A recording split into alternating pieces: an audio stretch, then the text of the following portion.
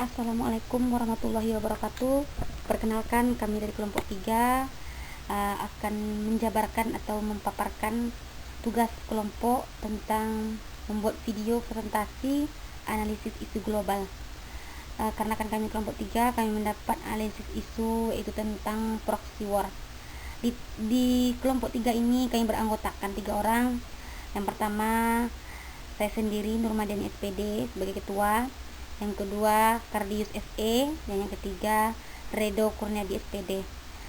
Baiklah, kami akan membahas tentang isu global proxy war. Pada slide selanjutnya, analisis isu kontemporer menggunakan metode pentahelix. Proxy war, toleransi dan politik identitas. Yang pertama, government.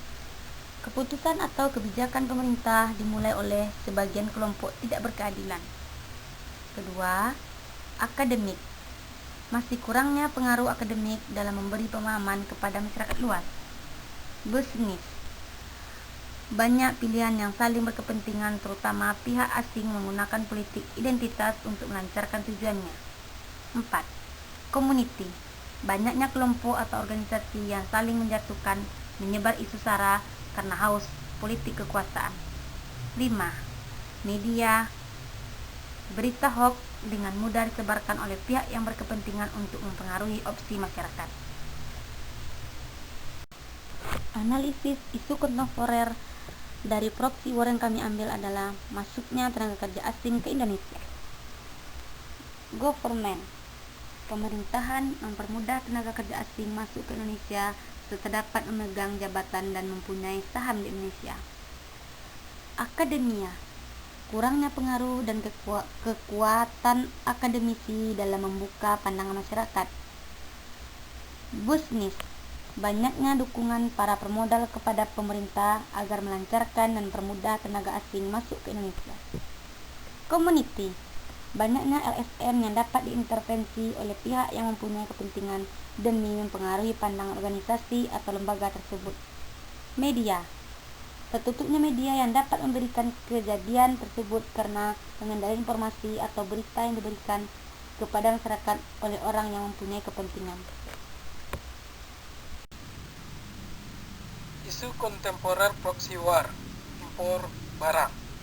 Dari sisi pemerintah meningkatkan pemasok barang impor dari luar, khususnya bahan pokok seperti impor beras, sehingga dapat mengancam kestabilan perekonomian para petani lokal. Dari sisi akademisi atau sisi pendidikan, kurangnya peran pemerintah dalam meningkatkan pendidikan untuk melestarikan kebudayaan yang ada di masyarakat kota, khususnya para penerus generasi. Akibatnya, para generasi sebagian dari mereka tidak mengetahui tahapan atau proses penanaman padi hingga menjadi beras. Dari sisi bisnis, dimudahkannya peluang impor barang sehingga dapat mengurangi penghasilan khususnya para petani di Indonesia. Selain itu, mudahnya para pengusaha asing yang berinvestasi pada lahan pertanian. Dari sisi komunitas atau kelompok, banyaknya pengusaha asing berinvestasi lahan pertanian dengan membangun pertokoan dan perumahan demi kepentingan pribadi. Dari sisi media, sedikitnya lahan pertanian di Indonesia yang sebagian sudah menjadi lahan pemukiman perkantoran sehingga berdampak pada kurangnya hasil panen padi.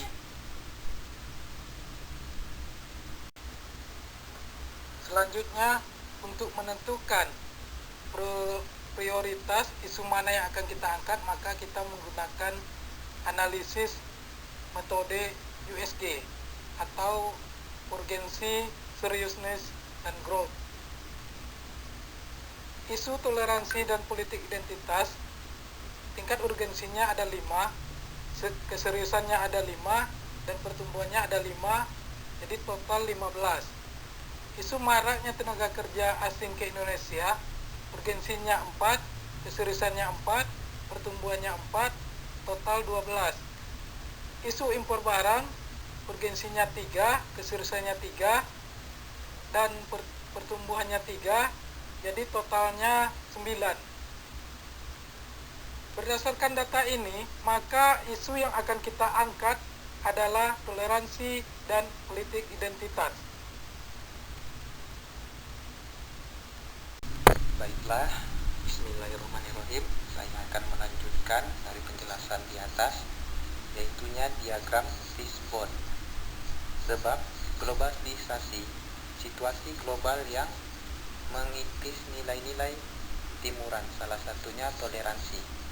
Selanjutnya demokrasi yang didominasi masyarakat kelas bawah bisa digolongkan kurang beruntung dalam mendapatkan pendidikan dalam ekonomi dan lain-lainnya. Yang ketiga adalah perkembangan medsos. Melalui perkembangan medsos ini, paham intoleran banyak disebarluaskan. Pengertian dari globalisasi sesuai global yang mengikis nilai-nilai ketimuran, salah satunya toleransi. Terjadinya kesenjangan ekonomi suatu daerah dengan angka kesenjangan ekonomi tinggi cenderung membuat politik identitas berkembang. Contohnya di Jakarta.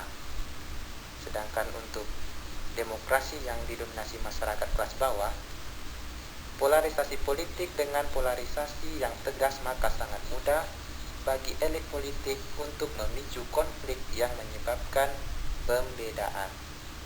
Sedangkan perkembangan di medsos, melalui perkembangan medsos ini banyak disebarluaskannya paham intoleran. Gurunya kelembagaan politik partai-partai cenderung memusatkan kekuasaan dengan elit. Ketiga hal tersebut termasuk pada akibat intoleransi dan politik identitas. Selanjutnya di slide berikutnya adalah teknis analis yang digunakan. Adalah SWOT, SWOT. Yang pertama adalah strength, kekuatan, yaitu pemerintah dapat membuat aturan untuk memudahkan tugas atau mencegah terjadinya informasi dan politik identitas. Yang kedua atau selanjutnya, media dapat memberikan pengawasan dengan benar, efisien dan independen tanpa dipengaruhi seseorang. Yang kedua, weaknesses, kelemahan. Banyaknya organisasi yang saling menjatuhkan demi mencapai tujuan pribadi dan hasrat politiknya. Selanjutnya, turut sertanya asing dalam politik sehingga mengakibatkan terjadinya politik identitas di Indonesia. Yang ketiga, opportunities atau bisa disebut peluang. Lemahnya pengawasan pemerintah dalam aspek tertentu. Selanjutnya muncul berita hoaks yang mengiringi opini masyarakat. Yang ketiga, kurangnya literasi masyarakat dalam menggapai isu yang berkembang. 4. Threat atau tantangan. Bermunculan kelompok yang ingin memecah belah kehidupan berbangsa dan bernegara. Itu saja penjelasan dari saya. Terima kasih. Wassalamualaikum warahmatullahi wabarakatuh. Itulah tadi hasil penjabaran atau paparan dari kami kelompok 3 tentang isu global proxy war. Mudah-mudahan bermanfaat. Akhir kata, assalamualaikum warahmatullahi wabarakatuh.